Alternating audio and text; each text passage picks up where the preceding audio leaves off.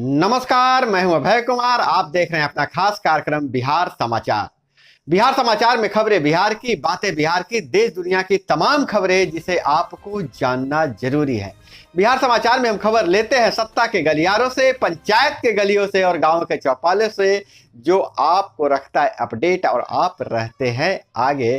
तो बिहार समाचार में आज हम लेकर आए हैं आंगनवाड़ी सेविका, सहायिका, नौकरियां, वार्ड सदस्य और पंचायती राज की खबरें, जीविका की खबरें के साथ राजनीतिक गतिविधियों के बारे में हम बताएंगे। वीडियो के अंत तक आप बने रहिएगा क्योंकि कोई भी खबर आपसे छूट नहीं जाए। आप सबों से गुजारिश है कि चैनल को अभी तक सब्सक्राइब नहीं किए तो चैनल को सब्सक्राइब कर लीजिए। अब खबरों का सिलसिला आगे बढ़ाते हैं, तो पहले कुछ प्रमुख खबरों पर, नेशनल खबरों पर नजर डालते हैं। तो जो सुरंग हादसा हुई थी उसमें आज फिर रुकावट आ गई है। लोहे के सरिये बीच रास्ते में आ गए, जिसके कारण सुरंग की खुदाई रोक देनी पड़ी है। अब वर्टिकल खुदाई होगी, अब तब मजदूरों को वापस लाया जा सकेगा। हम प्रार्थना करते हैं कि मजदूर जल्द से जल्द सकुशल वापस आ जाए।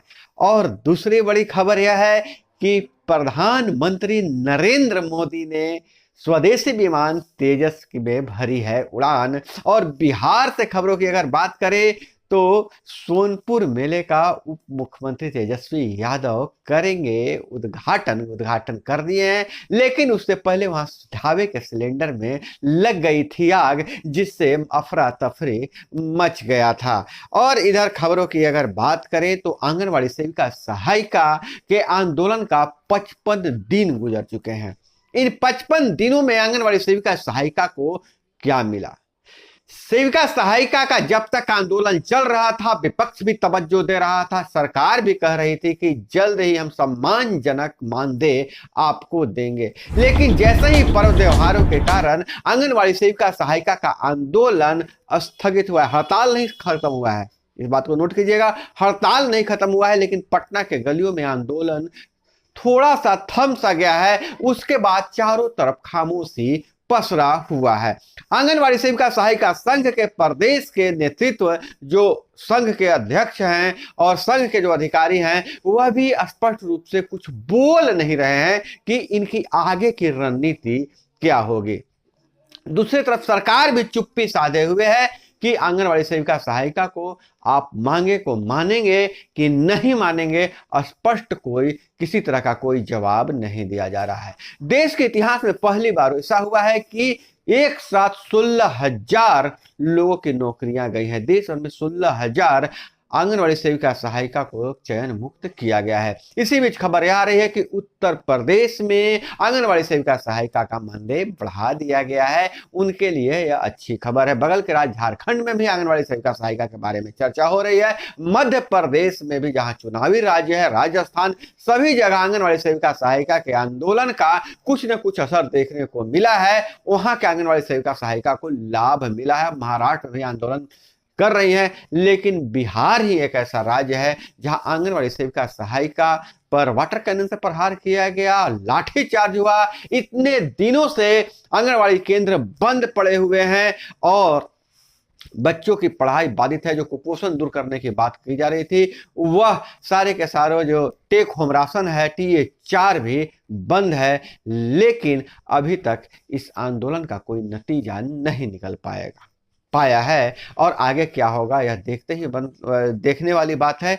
आंगनवाड़ी सेविका, सहायिका, अगर आपके पास कोई सूचना हो, कोई खबर हो, कोई आपकी बात हो, तो आप कमेंट में जरूर लिखिएगा। आप लोगों से गुजारिश है इस खबर को हर ग्रुप में पहुंचाइए, क्योंकि हम आपकी बात लेकर चलते हैं। और वहीं दूसरी तरफ अगर बात करें तो बिहार में अब समुद्री आबोहवा बनाने की तैयारी चल रही है। समुद्र तटीय आबोहवा तैयार कर भागलपुर में प्रॉन का उत्पादन किया जाएगा। कोरोना में मुंबई छोड़े थे एक वैज्ञानिक और भागलपुर लौटे पहले बने किसान अब मत्स्य उत्पादक बन गए हैं। जिन खेतों में पहले साल भर में अनाज पैदा कर 40,000 कमाते थे, वहीं से 25 लाख तक की अब आय होगी। ऑक्सीजन और PPT पर रखी जाती है नजर। और ज्ञान, इसको अगर ऐसे हम कहें कि इसे ज्ञान, इल्म कहें या इल्हास, मतलब ईश्वरीय प्रेरणा, जिन खेतों से सालाना आमदनी 40,000 रुपये भी बमुश्किल से होती थी, जमीन उन्हीं रकबे में जमीन के उन्हीं रकबे में 25 लाख रुपए तक की आय हासिल की जा रही है। कतरनी धान और सिल्क उद्योग में अमिट छाप छोड़ने वाला भागलपुर अब प्रॉन झींगा मछली कहने का मतलब उत्पादन के क्षेत्र में तेजी से आगे बढ़ रहा है। हालांकि यह समुद्र तटीय क्षेत्रों में उत्पादन होता है, लेकिन बिहार का भागलपुर इसका उदाहरण बनने जा रहा है। और इधर पकड़ुआ शादी पर हाईकोर्ट के बहुत बड़ा एक सख्त टिप्पणी आई है। कहा है कि विवाद में सप्तपदी जरूरी है, बंदूक के बल पर स्त्री की मांग भरमाना वैध विवाह नहीं है। कोर्ट मतलब पकड़ुआ विवाह पर बहुत बड़ा यह खबर है, यह बहुत बड़ा हमला है। जो अब तक यह मानते थे कि पकड़ुआ विवाह करके यह विवाह को लंबी ले लेंगे, विवाह को वैध घोषित कर देंगे, अब उन्हें झटका लगा है तो पकड़ुआ विवाह पर रोक अब लगाने की तैयारी है। 10 साल पहले सेना के जवान का अपहरण कर जबरन शादी करा दी गई थी। अब कोर्ट ने कहा है कि यह शादी मान्य नहीं है। और वहीं पटना हाईकोर्ट का फैसला, हाईकोर्ट के न्यायमूर्ति विवेक चौधरी को राज्यपाल ने शपथ दिलाया है। और वहीं शिक्षा विभाग से बड़ी खबर यह आ रही है कि शिक्षक स्कूल के 7 से 8 किलोमीटर के दायरे में रहे, अन्यथा जॉब छोड़ दे। अपर मुख्य सचिव ने कहा है बच्चों के बेहतर शिक्षा दे। और वहीं दूसरी खबर है बीपीएससी परीक्षा पार्ट 2 को लेकर डेट में तब्दीली आई है। पहले जो तिथियां थी, डेट थी 7 दिसंबर को परीक्षा होनी थी, 8 दिसंबर को परीक्षा होनी थी, 14 दिसंबर से 7 से 16 तक परीक्षा होनी थी। लेकिन अब जो परीक्षा की जो तिथियां हैं उसमें तब्दीली आई है कि जो परीक्षा 7 दिसंबर को होने वाली थी उसी में अब जो 7 दिसंबर की परीक्षा में संख्या कम थी, चूंकि संगीत और कला के ही परीक्षार्थी थे उसमें, इसलिए जो 7-14 और 7-15-14 की जो परीक्षा थी उस परीक्षा जो होने वाली है उसको 16 तारीख वाली परीक्षा को 7 तारीख में कन्वर्ट कर दिया गया है। बाकी 14-15 को परीक्षा होगी। तो यह बहुत बड़ी जानकारी निकलकर सामने आई है। वही अभी जानकारी निकल के आ रही है कि बीपीएससी परीक्षा पार्ट 1 का सेकेंड लिस्ट 30 दिसंबर तक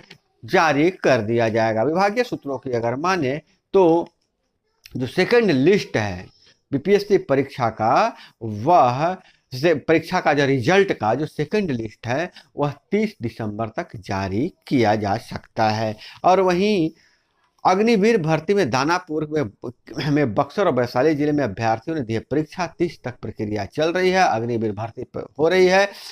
पटना के दानापुर में सेना के अग्निवीर भर्ती परीक्षा चल रही है। राजगीर की बिहार पुलिस अकादमी में 65वें बैच का दीक्षांत समारोह हुआ। राजगीर में passing out parade Bihar police को 57 डीएसपी मिले हैं, इनमें 22 महिलाएं हैं। निष्ठा की शपथ दिलाया गया है। और इधर जैसा कि आपको बताए थे कि 13 दिन बाद भी राहत कार्य की उम्मीद है, इंतजार है। मजदूरों तक पहुंचने के लिए सरिये की बाधा आ गई है, ड्रिलिंग रोकी गई है, अब वर्टिकल ड्रिलिंग की जाएगी।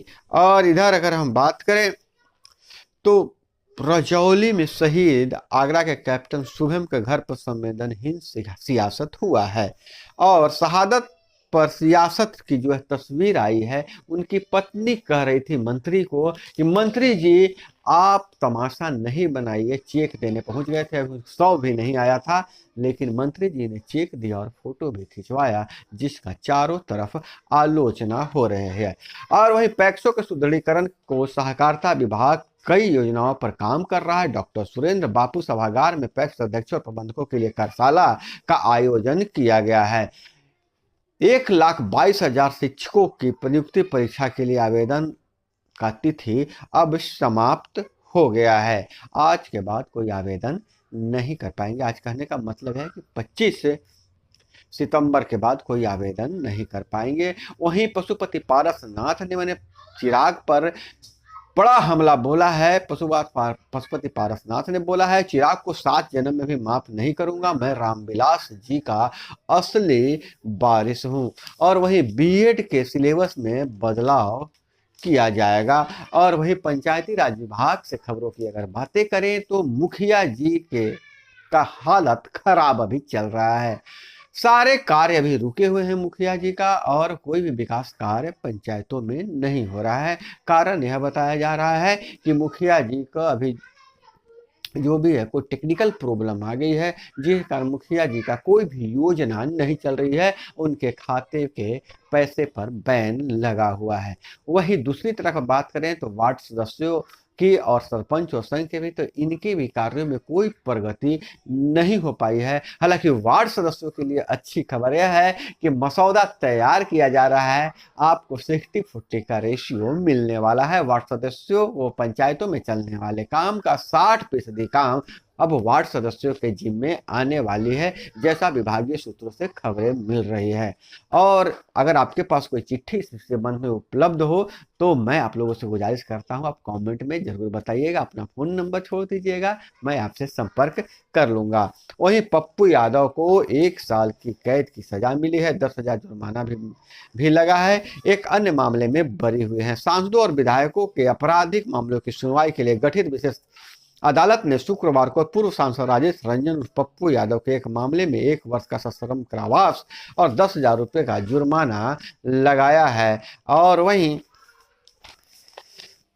बिहार के युवाओं में अवैध हथियार रखने का फैशन चल पड़ा है, और अवैध हथियारों के साथ कभी नर्तकियों के साथ वीडियो वायरल हो रहे हैं, कभी किसी का रील बनाते हुए वीडियो वायरल हो रहे हैं।